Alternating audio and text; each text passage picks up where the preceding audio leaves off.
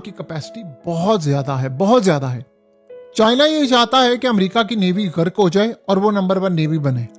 ये तो जाहिर सी बात है तभी हो पाएगा कि जब उनके कोई एयरक्राफ्ट कैरियर हिट हो जाए, उसको बुरी आग लग जाए, वहां पर जितने फौजी हैं वो मारे जाएं, वॉरशिप तबाह हो जाए, अमेरिका के वॉरशिप या कुछ चीजें ईरान के हाथ में लग जाएं। ये अब तक की सूरत हाल होगी। आप एक बात बताएं, ईरान ने जब जंग छिड़ी हुई थी अमेरिका के एयरक्राफ्ट कैरियर वॉरशिप पर इतने अटैक किए, ये भाग गए। ईरान क्यों नहीं अमेरिका से अभी जाकर अपना होमस खुलवा सकता बड़ी आसानी के साथ? वो इस जंग को लंबा खींच रहे हैं। लंबा वो इसलिए खींच रहे हैं कि उनके लिए ये जंग जितनी लंबी हो रही है उतना फायदेमंद है। वो अपनी गुजारिशात, अपनी शराइत, अपनी तमाम चीजें मनवा रहे हैं।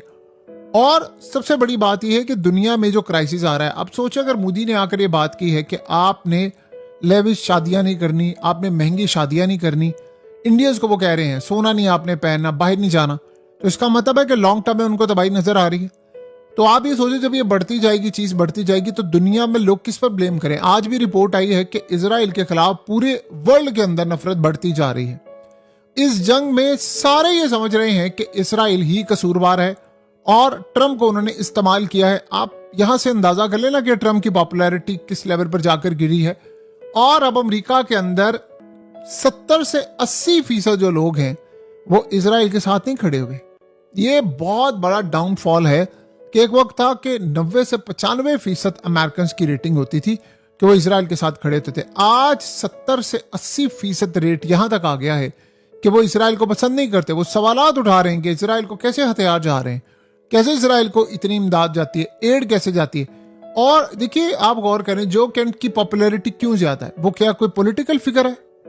सिर्फ एंटी टेररिज्म डिपार्टमेंट का वो हेड था, बस उसने इतनी बात कही है कि इजराइल की जंग है और हम उसमें अपने बच्चे मरवा रहे हैं, हम सारा कुछ इजराइल के लिए करें।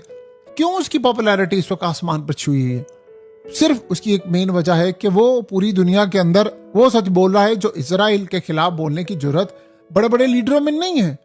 सो इजराइल का नाम जहां पर आता है, अमेरिका का नाम जहां पर आता है, वहां पर रेटिंग भी गिर जाती है, वहां पर लोग भी खिलाफ हो जाते हैं। ये कैपेसिटी कोई आम कैपेसिटी नहीं है। इसको अगर आप समझेंगे तो आपको बहुत सारी चीजें क्लियर हो जाएंगी कि अमेरिका का सिस्टम कितना ज्यादा इस वक्त पैनिक में है, खराब है। और अमेरिका को ये बात भी बड़ी अच्छी तरह पता है कि हमारे लिए चैलेंजेस अब कितने ज्यादा हो चुके हैं। सो अब देखना यह है कि अब इस सारी की सारी सूरत हाल में कब तक आप ये कैपेसिटी को सामने लेकर चलते हैं, कब तक आप ये करेंगे, आपके पास कितना टाइम है।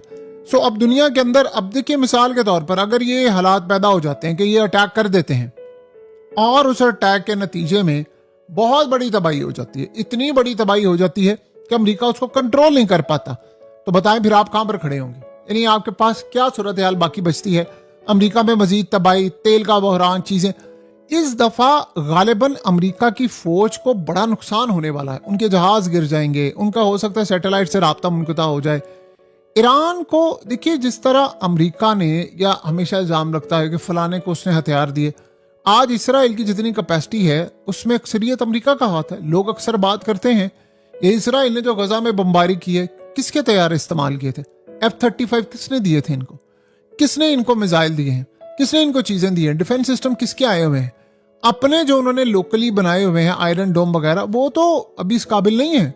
या उनके अपने मिसाइल, सारा कुछ तो अमेरिका ने दिया है। तो अगर अमेरिका ये काम कर सकता है तो आप बताइए कि चाइना की बैक पर खड़े हुए जो यानी ममालिक होते हैं जो चाइना के साथ है, चाइना जिनकी बैक पर खड़ा है, तो क्या उन्होंने चाइना से कैपेसिटी ये चीजें नहीं ली? अब ईरान को आप अगर समझ रहे हैं ना कि ईरान वो बड़ा पुराना है, वो 5-10 साल पुराने वाला ईरान है कि जिसको मारकर चले जाते थे, वो कुछ नहीं कर पाते थे। यहां ईरान पर एक अटैक हुआ तो उसके बाद वो कह रहे हैं कि 250-300 मिसाइल तो सिर्फ पहले ही दिन चला देने उन्होंने। ये कैपेसिटी अब अमेरिका के पास है सहने के लिए। सोचो 250-300 मिसाइल में से आप कुछ भी ना करें, आप नामुमकिन सी सूरत हाल है ये, नामुमकिन सी, फिर भी नामुमकिन सी सूरत हाल है कि आप ये समझ लें कि इन्होंने 90% गिरा दिए। नामुमकिन है, नामुमकिन, लेकिन 90% लेट से गिरा दिए 200 मिसाइलों में से। आप इमेजिन कर लें 20 मिसाइल टारगेट पर जाकर लगे हैं, क्या हाल करेंगे 20 मिसाइल? तो सोचे इनकी रेशो तो 30-40% भी नहीं है। तो ये जंग ना लड़े।